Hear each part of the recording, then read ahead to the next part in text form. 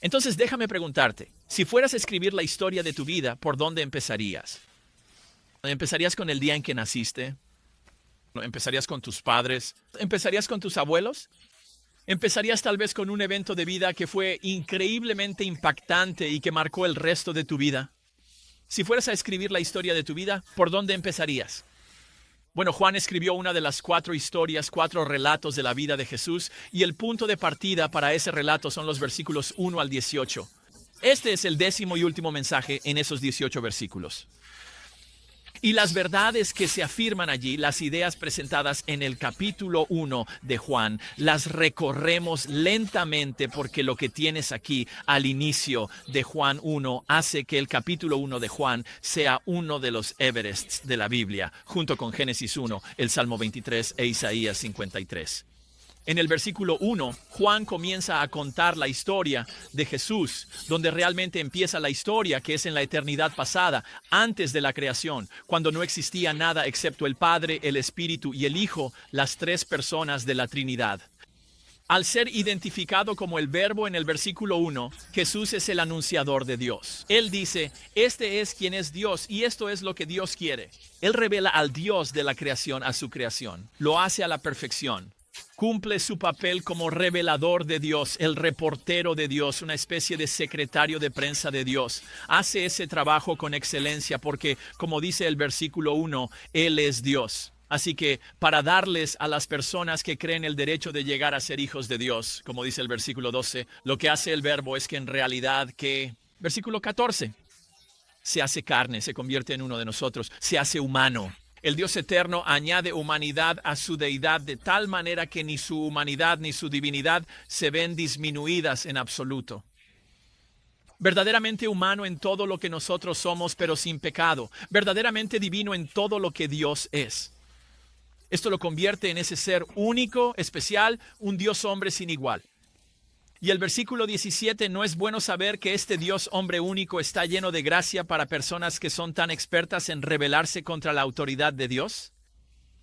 Él está lleno de verdad para personas que nadan en un huracán de mentiras y manipulaciones. Este es quien realmente es Jesús, y mientras Juan concluye esta introducción a la vida de Jesús, hace esta declaración final en el versículo 14 que de alguna manera ata todo lo que ha dicho hasta ahora, para que llevemos estas verdades al resto de la historia.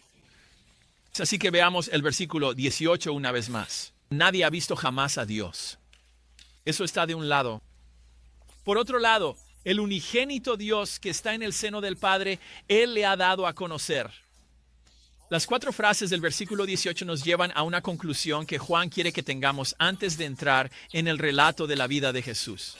Él quiere que demos el primer paso hacia la verdadera historia de la vida de Jesús con esta verdad en nuestra mente. Si vamos a resumir el versículo 18 en una sola frase, sería esta: Jesús es el Jesús excepcional.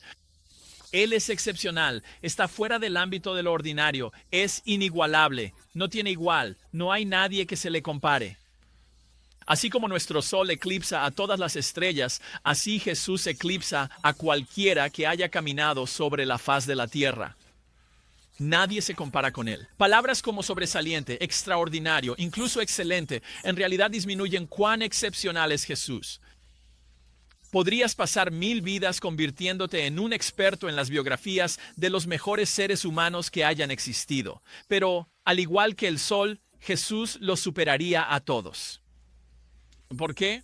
Bueno, la respuesta a esa pregunta comienza en el versículo 18. Veámoslo de nuevo. Nadie ha visto jamás a Dios.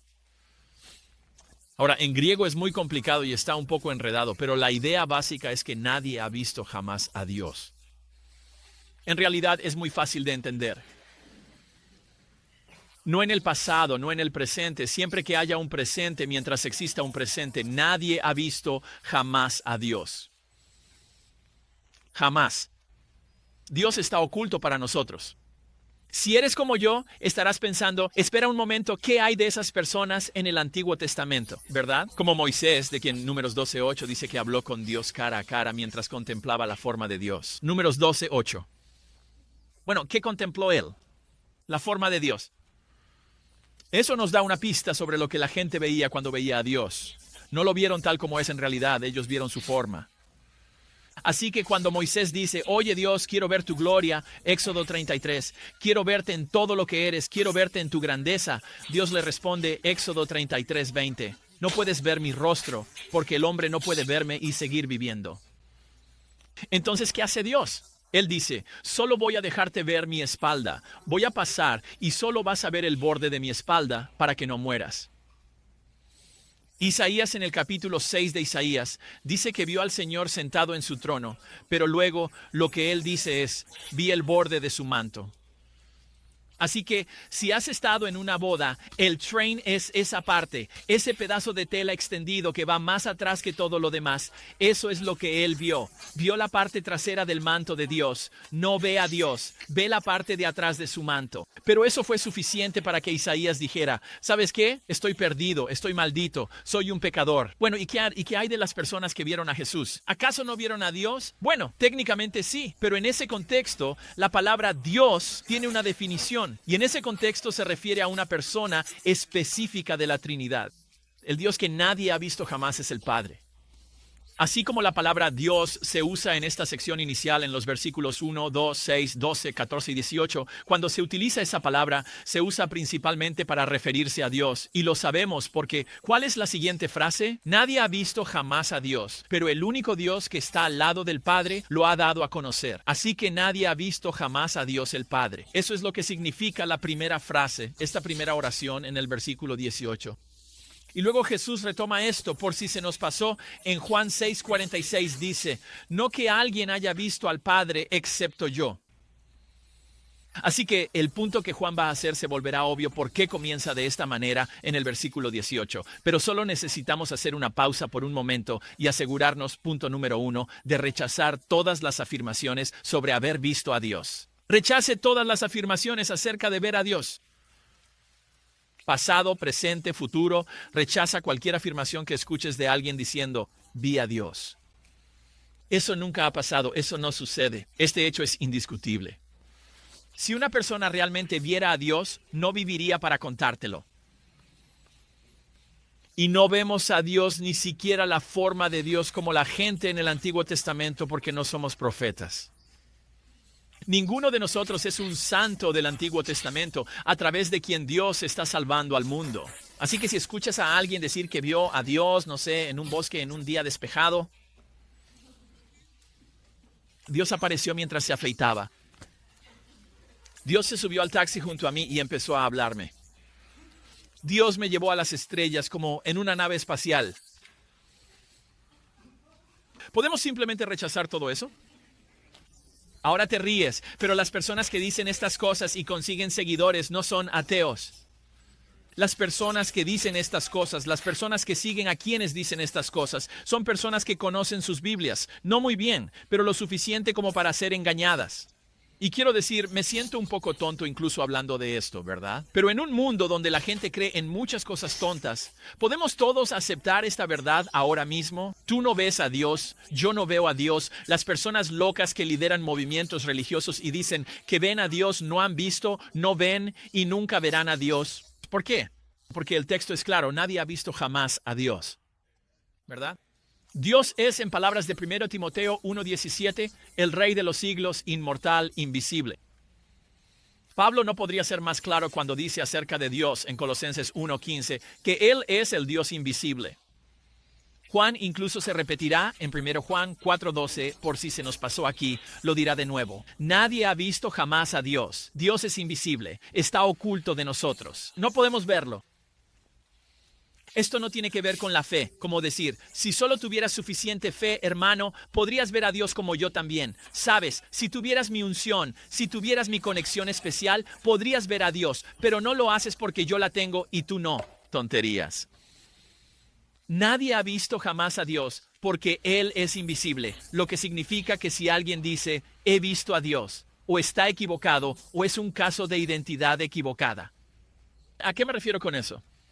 La Biblia dice que nadie ha visto jamás a Dios. Pero si alguien dice, he visto a Dios, está equivocado, ¿verdad?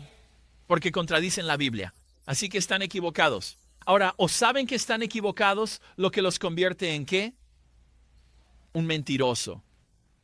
O no saben que están equivocados, lo que significa que o están locos o han sido engañados. Un montón de religiones, especialmente muchas nuevas, y por ejemplo, una que comenzó aquí en Estados Unidos, están basadas en personas que dicen que han visto a Dios, que han interactuado con Dios. Dios apareció y ahí estaba, y me dijo A, B, C, D, E, F, G. No, él no lo hizo.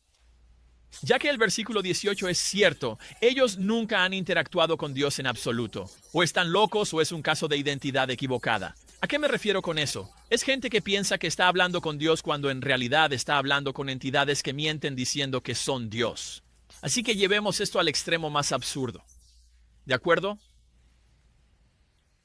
Si los extraterrestres aterrizan en el césped de la Casa Blanca y unos hombrecitos verdes salen y dicen, somos sus creadores, somos su Dios, ¿qué deberías saber automáticamente en ese momento? Nadie ha visto jamás a Dios. Este mundo tendría mucha menos herejía, falsa doctrina, error y mentiras si simplemente aceptáramos esta única verdad. Nadie ha visto jamás a Dios. Así que si alguna vez escuchas a alguien decirte eso, no aceptes. Bueno, cuéntame más, por favor. Quiero escuchar más sobre esto. Di, me voy de aquí y me llevo a todos los que pueda conmigo. Nadie ha visto jamás a Dios. Ahora, en los cumpleaños o en Navidad, ¿guardas el mejor regalo para el final como hacían mis padres?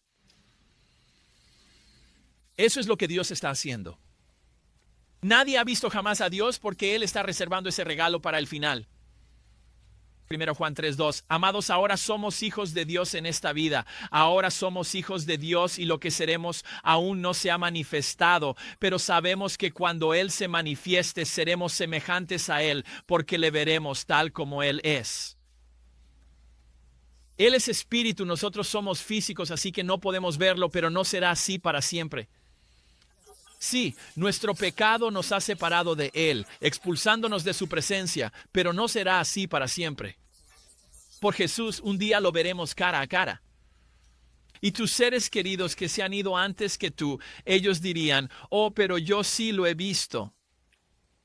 Y solo espera hasta que llegue tu turno. ¿Qué día será ese cuando la fe se convierta en vista y realmente lo veamos cara a cara? Ahora, ¿por qué Juan hace de esto el punto de partida del versículo 18? Por lo que dice a continuación. Nadie ha visto jamás a Dios. Porque si alguien lo hubiera hecho, tendría información verdadera sobre Él. Podría explicar a Dios. Pero nadie ha visto jamás a Dios. El único Dios que está al lado del Padre. Él lo ha dado a conocer. Ahora quiero centrarme en la frase, el único Dios. Se ha escrito muchísimo sobre esta frase y hay 3 preguntas sobre ella que nos ayudaré a plantear mientras avanzamos en esto. Así que la ESV dice, el único Dios. Pero si tienes la King James, ¿alguien aquí tiene la King James en este momento? La tuya no dice el único Dios, sino que dice ¿qué? Dice el único Hijo. Así que la primera pregunta que debemos hacernos es, ¿Juan escribió originalmente Hijo como dice la King James? ¿O escribió originalmente Dios, como dice la ESV? Así que vamos a entrar en algunos detalles, ya saben que normalmente no tratamos. A esto lo llamamos momentos de nerds bíblicos. Vamos a ponernos un poco nerds. No va a doler, lo prometo. Pero la razón por la que lo hago es porque necesitas entender este texto, ya que hay grupos allá afuera que usan este texto para confundirte y hacerte pensar que Jesús no es Dios y que la Biblia no enseña eso. Así que lo que voy a hacer es decirte, primero que nada, que la ESV lo tiene correcto. Creo que Juan originalmente sí escribió Dios y no Hijo. Y te voy a dar 5 razones para eso ahora mismo. La primera es esta. No tenemos el original que escribió Juan. Tenemos cientos de copias y en varios niveles de utilidad. Y las que están más cercanas al momento en que Juan escribió, cuando Juan realmente puso la pluma sobre el papel, las mejores, las copias más antiguas de Juan que tenemos, desde el año 150 hasta el 225 d.C., dicen Dios y no Hijo. Segundo, las traducciones más antiguas de Juan a otros idiomas. Así que no solo fue él, así que el Nuevo Testamento original fue escrito en griego. Pero muy rápidamente, la gente que hablaba otros idiomas pensó, tenemos que tomar esto y traducirlo a otro idioma. Así que ya sea en latín antiguo, copto o siríaco, que se tradujo en los años 100 y 200 de Cristo. ¿Y adivina qué? En las traducciones más antiguas que tenemos de Juan a otros idiomas, dice Dios.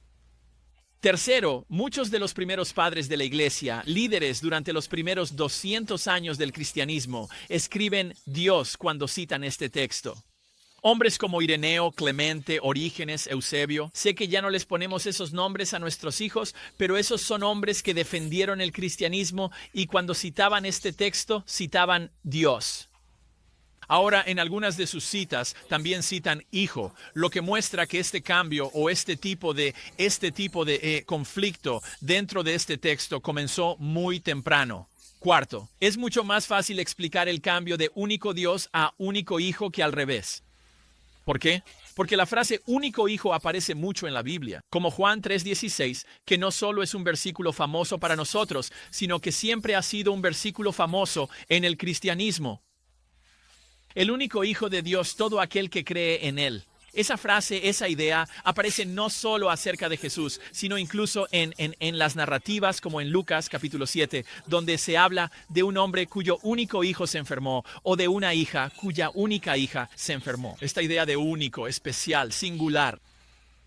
Bueno, como único hijo es lo que esperaríamos leer. Tiene más sentido que alguien accidentalmente escribiera único hijo en vez de nadie accidentalmente escribiría único Dios.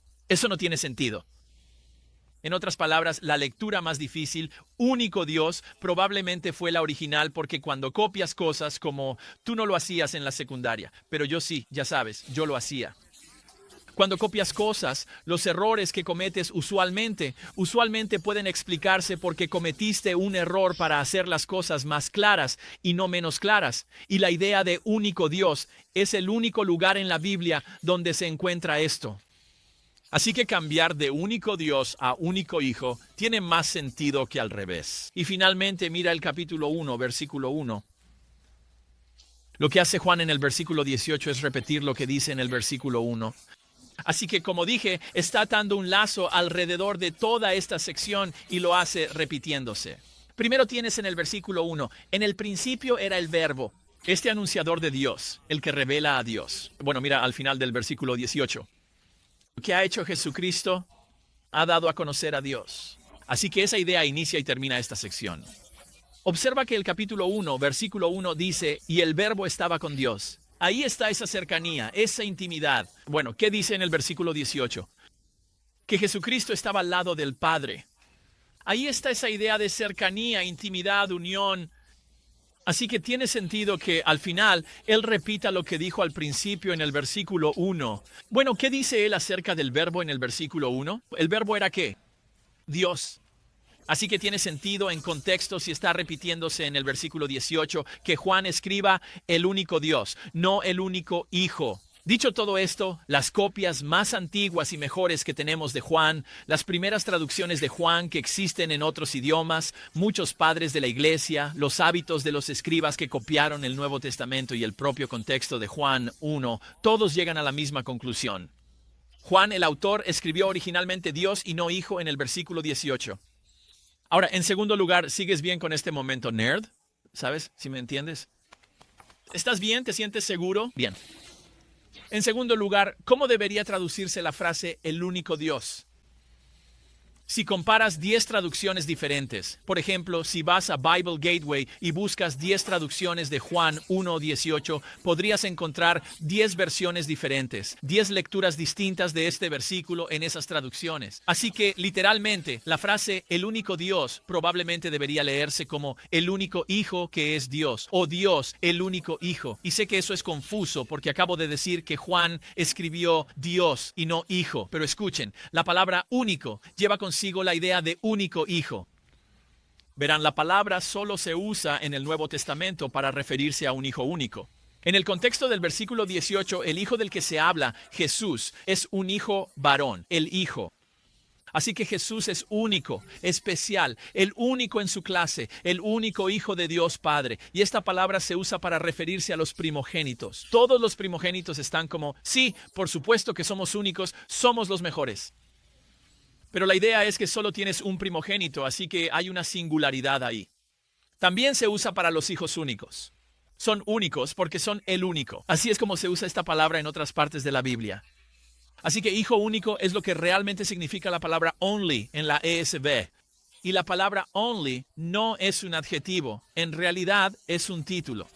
Así como la palabra Dios es un título. Por eso dije que creo que deberíamos traducir el versículo 18, no como el único Dios, sino como el único Hijo que es Dios, porque estos son dos títulos para una sola persona.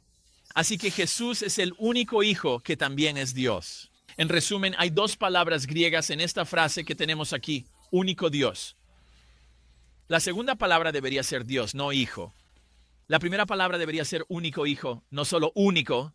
Así que Jesús es el único hijo que es Dios. Entonces, de nuevo, ¿ese momento nerd fue doloroso de alguna manera? ¿Tiene sentido eso? De nuevo, voy a explicar por qué hicimos eso en un momento. Pero el punto ahora es, ¿qué significa esto? Tercera pregunta, ¿cuál es el objetivo? O sea, como que entonces ya tenemos el texto correcto y ahora sabemos cómo deberíamos traducirlo. Así que, ¿qué significa esto? Que Él es el único hijo que es Dios. Bueno, Él es único en su clase. Él es excepcional. Él es el único en su categoría. ¿Y por qué es eso? Respuesta, versículo 14. Él es el Dios hombre. Nadie más está en esa categoría. Dios Padre, Dios Espíritu, ellos no están en esa categoría. Ningún ser humano está en esa categoría. Él es ese Dios hombre absolutamente único, sin igual. Verdaderamente humano, verdaderamente Dios, no hay nadie como Él. Así que si Jesús es quien Él, si este es realmente quien es Jesús, entonces punto número 2. Cuidado con los intentos de disminuirlo. Cuidado con los intentos de disminuir a Jesús. Paso por ese momento de nerd, lo evalúo cada semana. ¿Paso por eso o no? Como que no lo sé. Y lo que sucede es que llego a conclusiones basadas en, bueno, hay cosas para las que necesitan estar preparados con estos momentos de nerd, y este es uno de esos momentos. Porque hay grupos allá afuera que aman atacar este versículo y retorcerte para que pienses que Jesús no puede ser el Dios hombre. Él es o solo un hombre, o es un ángel, o es la primera y más alta creación, o se convirtió en un Dios, pero no es Dios. Él no es el Dios eterno. ¿Y Juan nunca lo llamaría Dios? Eso no es cierto. Los intentos de quitar a Jesús de este lugar excepcional como el Dios hombre son fuertes hoy en día y han sido constantes durante 2000 años. Así que quiero que meditemos por un segundo ahora. ¿Y qué significa que Jesús sea excepcional, que sea único en su clase? Bueno, su divinidad lo hace único, ¿verdad? Quiero decir, ningún otro ser humano en el planeta puede afirmar ser Dios como Él lo hizo y que esa afirmación sea realmente cierta. Cualquier otra persona que escuches decir eso, piensas, estás loco. Jesús lo dice y es verdad. ¿Por qué? Porque Él resucita de entre los muertos, lo cual justifica todo lo que dijo. En segundo lugar, su humanidad es única. Ningún ser humano que haya vivido jamás tendrá a sus amigos más cercanos diciendo de él. ¿Sabes qué es cierto acerca de Jesús? ¿Sabes qué es verdad sobre él? Que no tiene pecado. No hay ni una sola persona en el planeta de la que se pueda decir eso, excepto de él. Su humanidad es única. Su nacimiento fue único. Concepción virginal, coro de ángeles, una estrella milagrosa en el cielo, cumplimiento de una profecía de 700 años que decía exactamente dónde nacería. Tu hijo es maravilloso, pero no hay nada que se le acerque a eso. Él es único. Su vida fue única. Y no me refiero solo a sus milagros, sus enseñanzas, sus obras de amor y misericordia. Es fácil decir que sus 3 cortos años no solo cambiaron el curso de la historia humana, sino que cambiaron decenas de millones de vidas y todavía lo siguen haciendo hoy en día. Como cristianos no llamamos a las personas a las enseñanzas de Jesús. Llamamos a las personas a la persona de Jesús. Decimos, ven a Él, ven a Cristo. No, ven a sus enseñanzas. Ven a Él y luego aprende sus enseñanzas. Eso es diferente. Quinto, la muerte. Su muerte fue única en su tipo. Sí, la gente muere injustamente y muere siendo burlada y muere como mártir por lo que dijo. Pero nadie, cuando muere, el sol se oscurece durante 3 horas.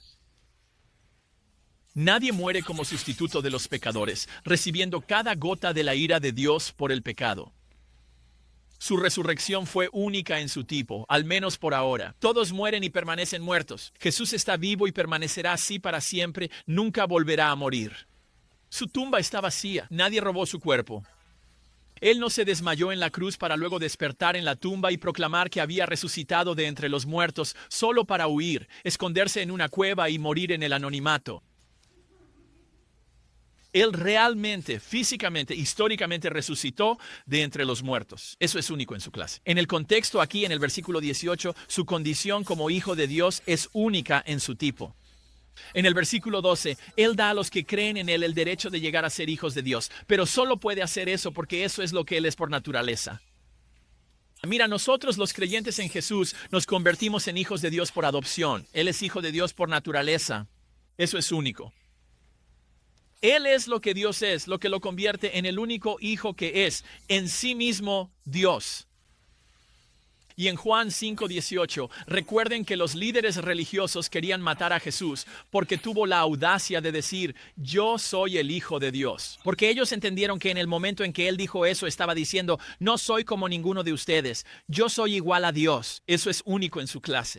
Así que tú y yo debemos tener cuidado. Debemos estar alerta contra cualquiera que minimice a Jesús afirmando algo menos que Él es el Dios hombre.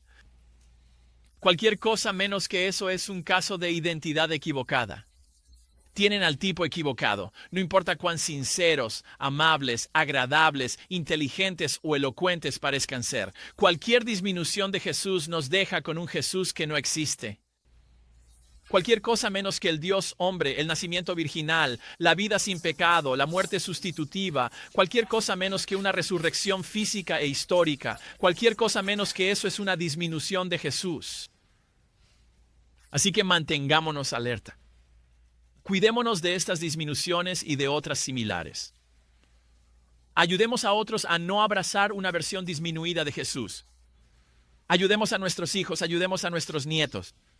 Llenemos nuestro pensamiento, llenemos sus pensamientos con estas verdades e incluso leamos la Biblia con ellos o tomemos las notas del sermón y digamos, oigan chicos, oigan, estamos cenando. Solo quiero que sepan que como cristianos creemos que Jesús es Dios.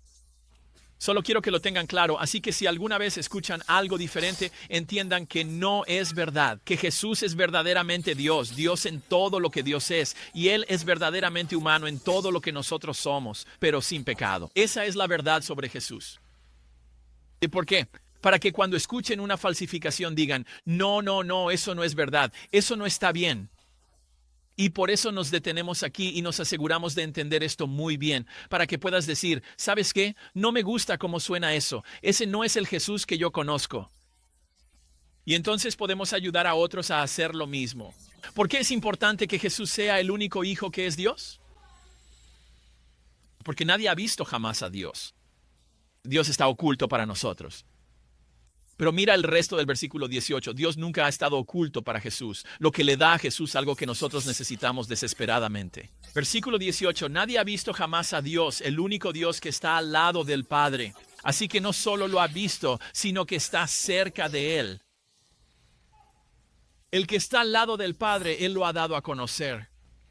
Jesús siempre ha estado y estará por siempre al lado del Padre, lo que habla de cercanía, intimidad, relación, amor, confianza, conocimiento. Eso es lo que significa esta palabra, esta frase.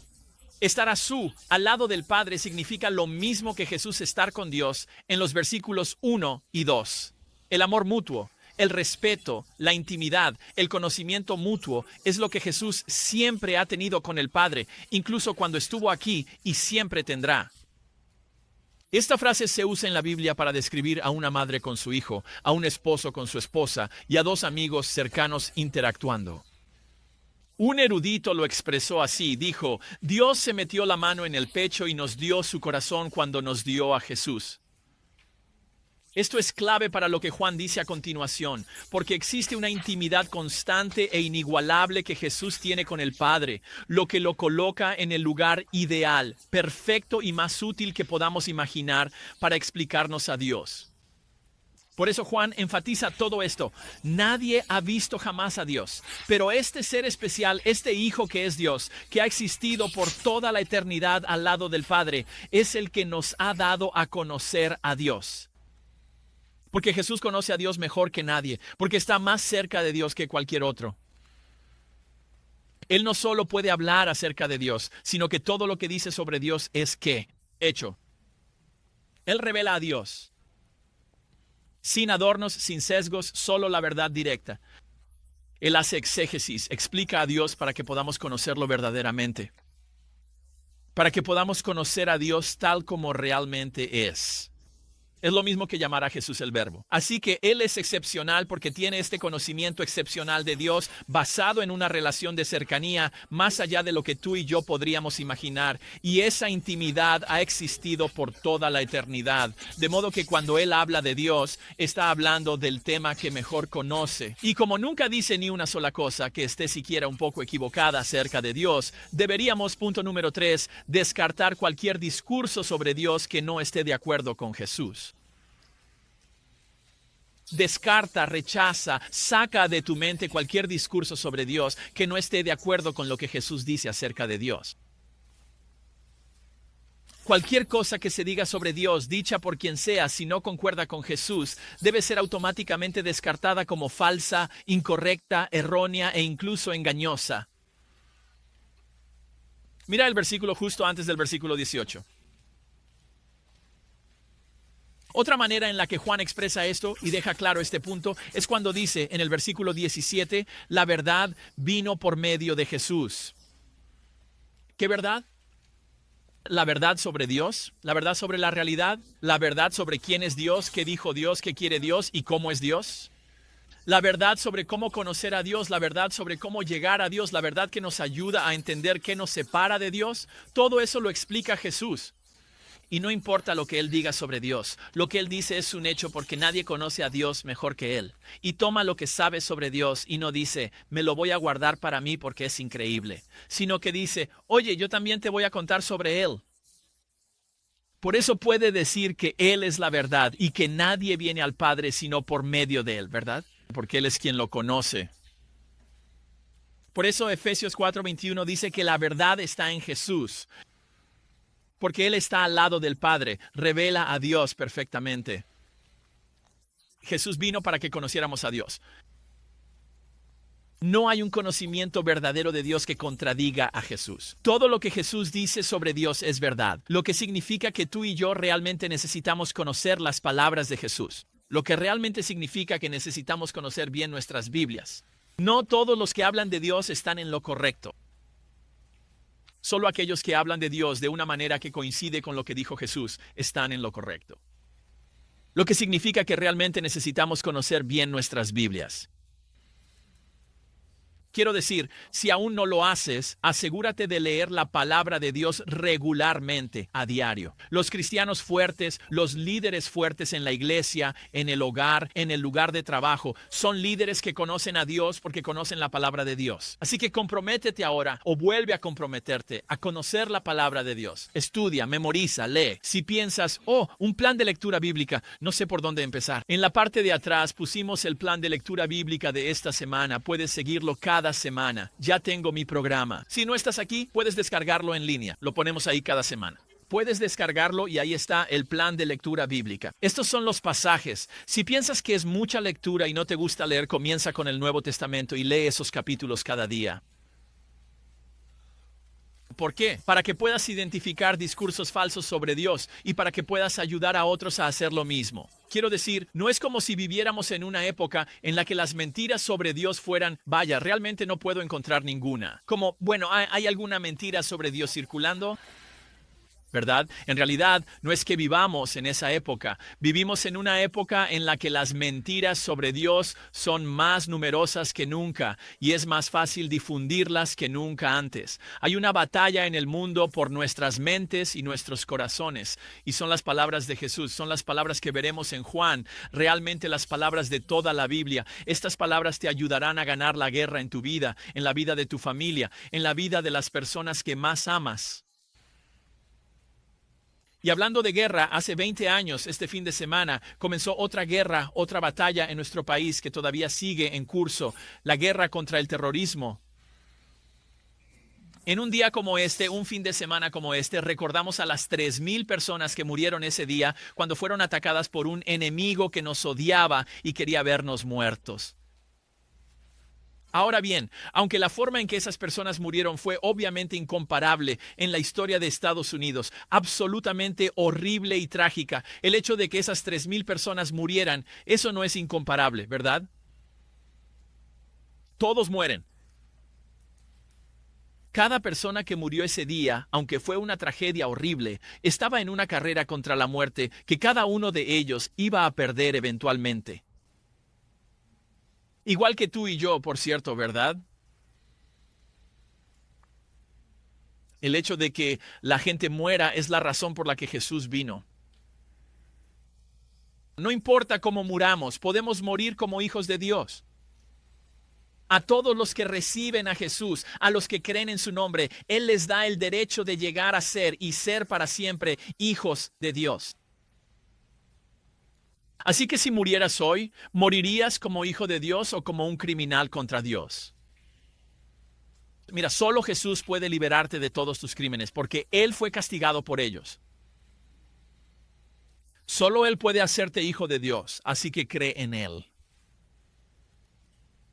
Y para aquellos de ustedes que ya han venido a Él, que ya creen en su nombre, mi esperanza para ustedes y mi esperanza para mí es que nuestro tiempo en Juan hasta ahora y nuestro tiempo continuo en Juan, como dijo Kyle, durante los próximos 75 años,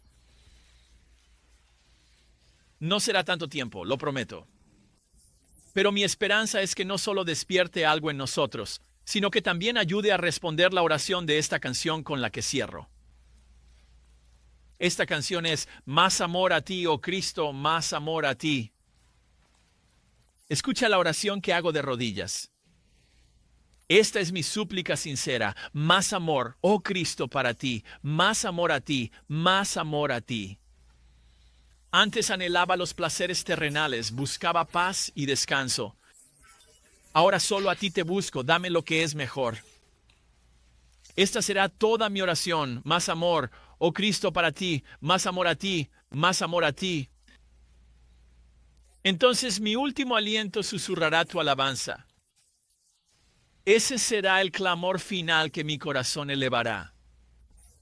Aún en ese momento, aún toda mi oración será más amor, oh Cristo, para ti, más amor a ti, más amor a ti. Mi esperanza es que nuestra meditación, nuestro tiempo contemplando al Cristo excepcional, haya hecho que cada uno de nosotros, sin importar dónde estemos con Él, se acerque a Él y diga, sí, más amor a ti, más amor a ti.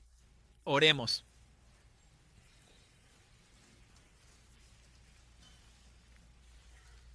Jesús, como suelo orar, sé que todos los que están al alcance de mi voz aquí y los que ven en línea, sé que todos estamos en diferentes lugares contigo. Hay algunos que están lejos de ti. Hay algunos que te aman con todo su corazón y quieren amarte aún más. Y luego el resto de nosotros estamos en medio. Así que oro para que nuestro tiempo pensando en ti, nuestro tiempo contrastando la verdad sobre ti con muchos de los errores que hay en nuestro mundo, oro para que esto no haya sido solo información, sino que haya un sentido de adoración que realmente nos haya cautivado, que tú eres excepcional. No hay nadie como tú. Eres incomparable. Eres inigualable. Y por eso nos sentimos atraídos hacia ti. Por favor, Jesús, acerca a cada uno de nosotros más a ti mientras cantamos sobre nuestro amor por ti. Es en tu nombre que oro. Amén.